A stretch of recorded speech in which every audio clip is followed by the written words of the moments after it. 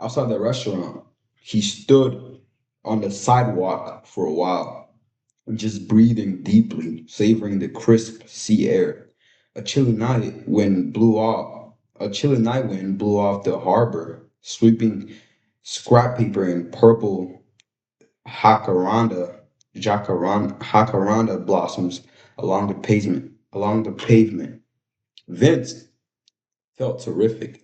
He believed he was as much of an elemental force as were the sea and wind. From Balboa Island, he drove south to Laguna Beach at 11:20.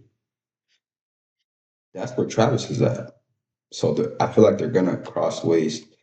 They're gonna cross paths.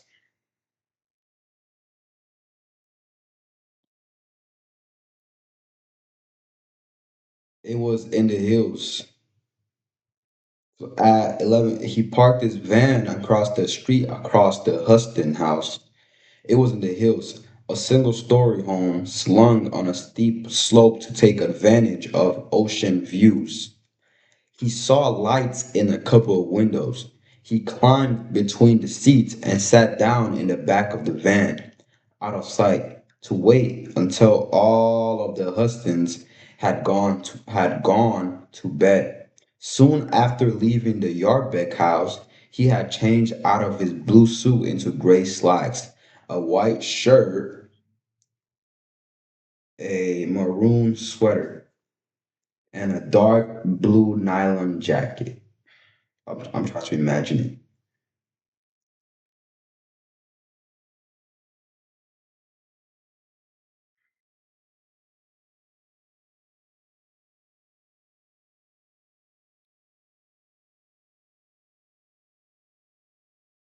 Nah, in the darkness, he had nothing to do except take his weapons out of a cardboard box where they were hidden beneath two loaves of bread, a four-roll package of toilet tissue, and other items that gave the impression he had just been to the market. The Walther P-38 was fully loaded.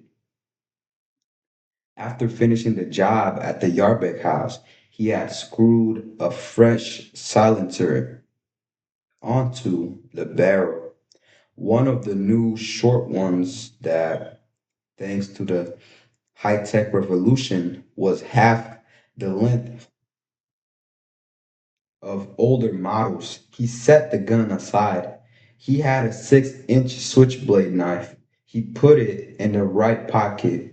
He put it in the right front pocket of his trousers.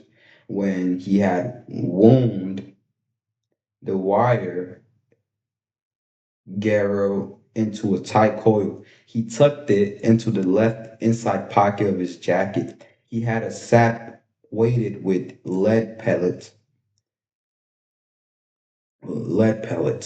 that went into his right exterior jacket pocket. He did not expect to use anything but the gun. However, he liked to be prepared for any eventuality. On some jobs, he had used an Uzi submachine gun that had been illegally converted for automatic fire, but the current assignment did not require heavy armament. He also had a small leather packet, half the size of a shaving kit, which contained a few simple burglary tools. He did not bother to inspect those instruments. He might not even need them because a lot of people were amazingly lax about home security, leaving doors and windows unlocked during the night. That's crazy. As if they believed they were living in the 19th century Quaker village. Hmm. At 11:40, he leaned between the front seats and looked through the side window at the Huston house. All the lights were out. Good. They were in bed. To give them time to fall asleep, he sat down in the back of the van again, ate a Mr. Goodbar, and thought about how he spent some of it and thought about how he'd spend some of the substantial fees that he had earned just since this morning. He'd been wanting a power ski, one of those clever machines that made it possible to water ski without a boat. He was an ocean lover. So you love killing people and you love the ocean. That's crazy. Something about the sea drew him. He felt at home in the tides and was most fully alive when he was moving in harmony with great surging dark masses of water. He enjoyed scuba diving, wind sailing, and surfing. His teenage years had been spent more on the beach than in school. He still rode the board now and then. So, so what what was the exigence that led him to becoming a killer? So, what made him start liking the dopamine of killing people so much? It's crazy. He still rode the board now and then and when the surf was high, but he was 28 and surfing now seemed tame to him. He wasn't as easily thrilled as he had once been. He liked speed these days. He pictured himself scheming over a slate dark sea on power skis, hammered by the wind, jolted by an endless series of impacts with eternally incoming breakers, riding the Pacific as a rodeo cowboy. Riding the Pacific as a rodeo cowboy would ride a bronc. At 12:15, he got out of the van. He tucked the pistol under the waistband of his trousers and crossed the silent, deserted street to the Huston house. He let himself through an unlocked wooden gate into a side patio brightened only by moonlight filtered through the leafy branches of an enormous sheltering cord tree. He paused to pull on a pair of supple leather gloves, mirrored by moonbeams. A sliding glass door connected the patio with the living room. It was locked. A penlight extracted from the packet of burglary tools also revealed a wooden pail laid in the interior track of the door to prevent it from being forced. The Hustons were more security conscious than most people, but Vince was unconcerned. He fixed a small suction cup to the glass, used a diamond cutter to carve a circle in the pane near the door handle, and quietly removed the cutout with the cup. He reached through the hole and disengaged the lock. He cut another circle near the sill, reached inside, and removed the wooden pole from the track, pushing it under the drawn drapes into the room beyond. He did not have to worry about dogs. The woman with the sexy voice had told him that the Hustons had no house pets, that that was one reason why he liked working for these particular employers. Their information was always extensive and accurate. And accurate. Easing the door open, he slipped through the closed drapes into the dark living room. He stood for a moment, letting his eyes adjust to the gloom, listening.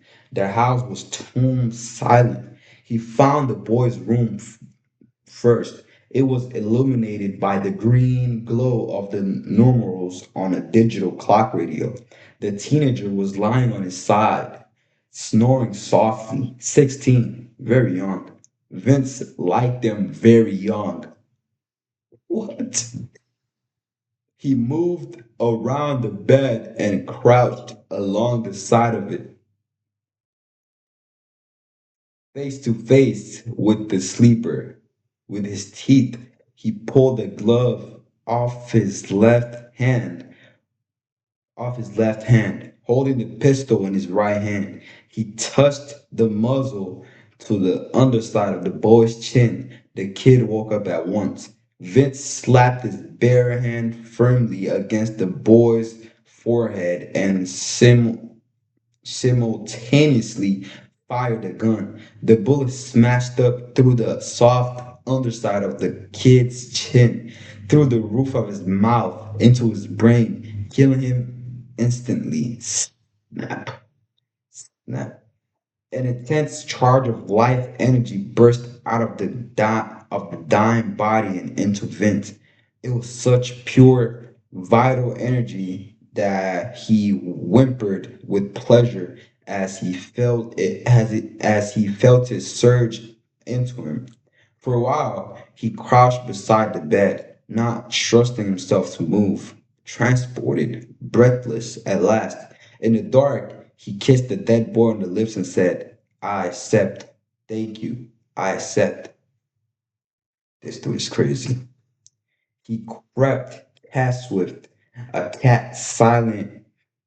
He crept cat silent through the house and quickly found the master bedroom. Sufficient light was provided by another digital clock with green numerals and the soft glow of a nightlight coming through the open bathroom door.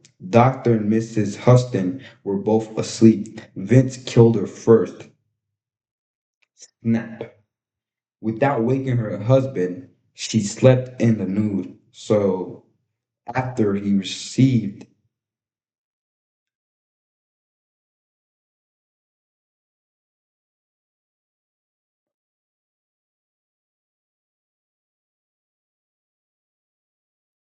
after he received her sacrifice, he put his head to her bare breast and listened to the stillness of her heart. He kissed her nipples and murmured, Thank you. What the heck?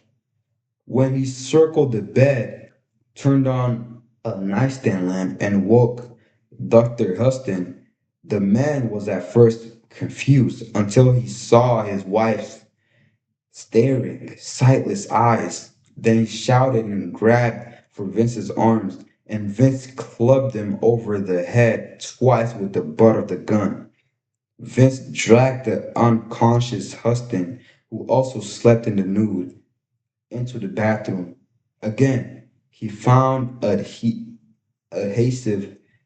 tape with which he was able with which he was able to bind the doctor's wrist and ankles. He filled the tub with cold water and wrestled Huston into it. That frigid bath revived the doctor. In spite of being naked and bound, Huston tried to push up out of the cold water, tried to launch himself at Vince. Vince hit him in the face with the pistol and shoved him down into the tub again. Who are you? What do you want? Huston spluttered as his face came up out of the water. I've killed your wife and son, and I'm going to kill you. Huston's eyes seemed to sink back into his damp, pasty face. Jimmy? Oh, not Jimmy. Really? Oh, not Jimmy. Really, no. Your boy's dead, Vince insisted. I blew his brains out. At the mention of his son, Huston broke. He did not burst into tears, did not begin to keen. Nothing as dramatic as that, but his eyes went dead, blink just that abruptly, like a light going out. He stared at Vince, but there was no fear or anger in him anymore. Vince said, what you've got here is two choices. Die easy or die hard. You tell me what I want to know, and I'll let you die easy, quick and painless. You get stubborn on me, and I can draw it out for 5 or 6 hours. Dr. Huston stared, except for bright ribbons of fresh blood that banded his face. He was very white, wet, and sickly pale like some creature that swam it internally in the deepest reaches of the sea. Vince hoped the guy wasn't platonic. What I want to know is what you have in common with Davis Weatherby and Elizabeth Yarbick. Huston blinked, focused on Vince. His voice was hoarse and tremulous. Davis and Liz? What are you talking about? You know them? Huston nodded. Davis and Liz? What are you talking about? You know them? Huston nodded. How do you know them? How do you know them? Go to school together? Lived next door at one time? Shaking his head, Huston said, we used to work together at Banodine. What's Banodine? Banodine Laboratories. Where's that? Here in Orange County, Hudson said. He gave an address in the city of Irvine. What what'd you do there? What'd you do there? Research.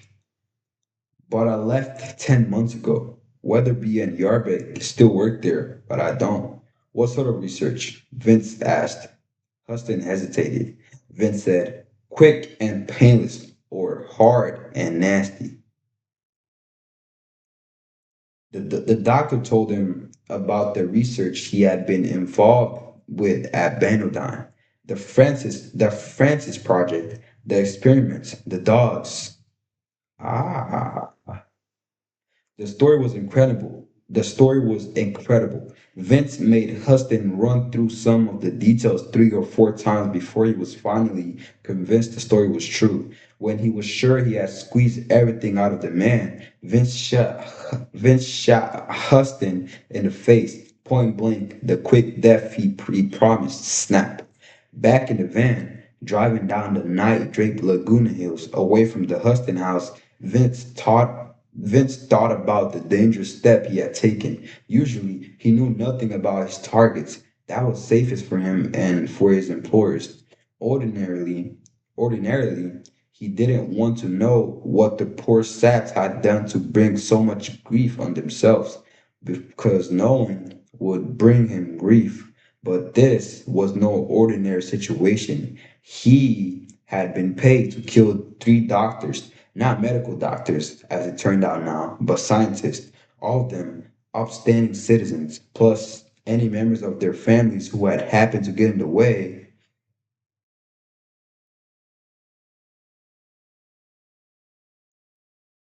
plus any members of their families who happened to get in the way. Extraordinary. Tomorrow's papers weren't going to have enough room for all the news. Something very big was going on, something so important that it might provide him with a once in a lifetime edge. With a shot at money so big he would need help to count it. The money might come from selling the forbidden knowledge he had pried out of Huston if he could figure out who would like to buy it. But knowledge was not only saleable, it was also dangerous. Ask Adam, ask Eve, if his current employers, the sexy voiced lady and the other people in LA, learned that he had broken the most basic rule of his trade. If they knew that he had interrogated one of his victims before wasting him, they would put out a contract on Vince. The hunter would become the hunted. Of course, he didn't worry a lot about dying. He had too much life stored up in him, other people's lives, more lives than 10 cats. He was going to live forever. He was pretty sure of that. But, well, he didn't know for certain how many lives he had to absorb in order to ensure immortality. Sometimes he felt that he'd already achieved a state of in- invincibility, eternal life, but at other times he felt that he was still vulnerable and that he would have to take more life energy into himself before he would reach the desired state of godhood until he knew beyond doubt that he had arrived at Olympus, Olympus. It was best to exercise a little caution. Banodon, the Francis Project.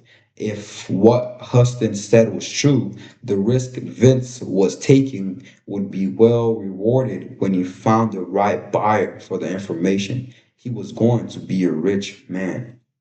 A Wes. Okay, so now we get introduced to a new character. Wes Dahlberg had lived alone in a stone cabin in Upper Holy Jim Canyon on the eastern edge of Orange County for 10 years. His only light came from Coleman lanterns, and the only running water in the place was from a hand pump in the kitchen sink. His toilet was in an outhouse with the quarter moon carved on the door as a joke. About 100 feet from the back of the cabin was west. About 100 feet from the back of the cabin, Wes was 42, but he looked older. His face was wind secured and sun leathered. He wore a neatly trimmed beard with a lot of white whiskers. Although he appeared aged beyond his years, his physical condition was that of a 25-year-old. He believed his good health resulted from living close to nature. Wow.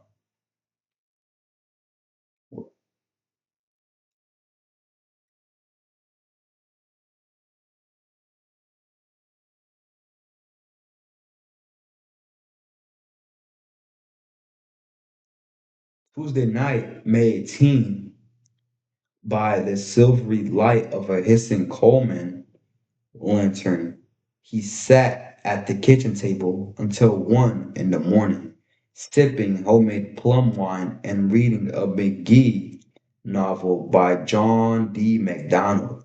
Wes was, as he put it, an antisocial,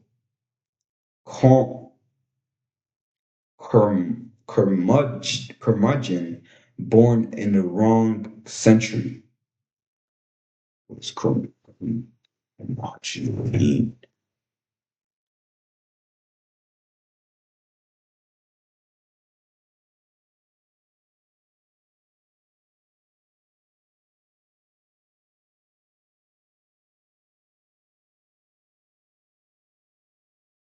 A bad tempered, a crusty, ill tempered, and usually stubborn person. Hey, I said it right. Curmudgeon. How would you use it in a sentence?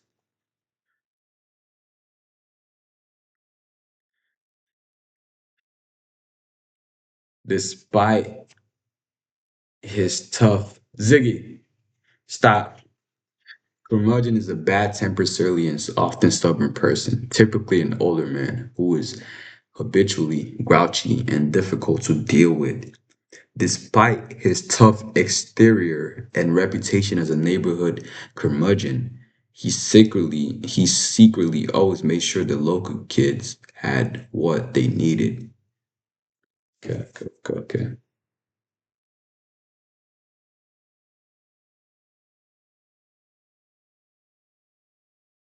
Curmudgeon.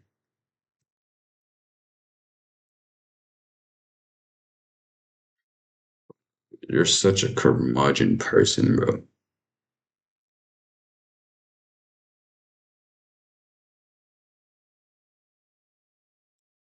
When I learned the notorious school Curmudgeon would be my math teacher. I knew I was in for a miserable year. That's awesome.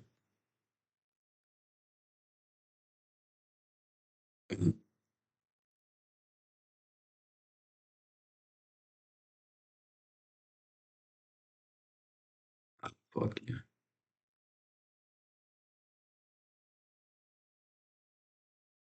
Me, I wanna shoot my shot. All right, I'm gonna end it right there. So a quick recap of what I read is so Vince Nasco finished off his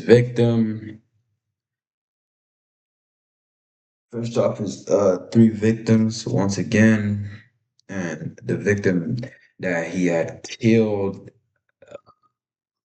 had given him information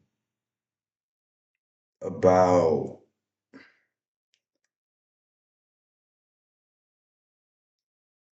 what connection uh he had with the prior victims that Vince Nasco had killed, and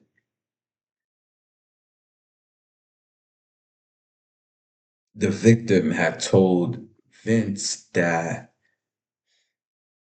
all the three, Weatherby, Dr. Weatherby,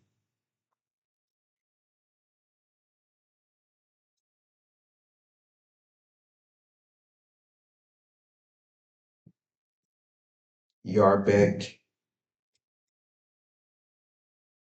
although Huston included, worked in a lab and did research on dogs, experimented on dogs. So I'm guessing this is where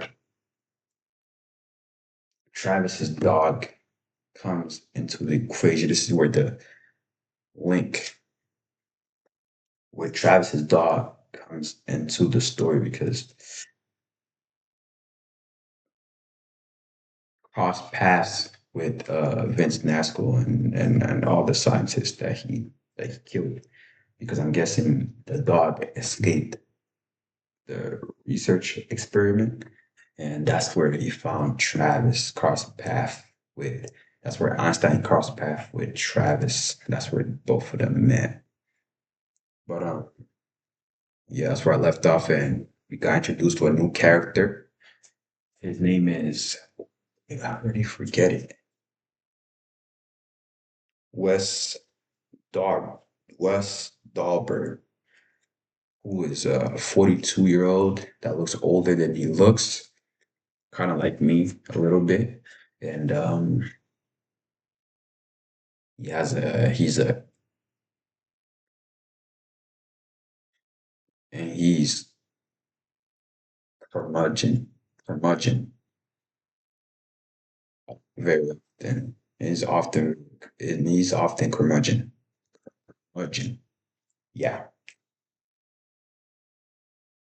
yeah. But that was a quick recap of what I read.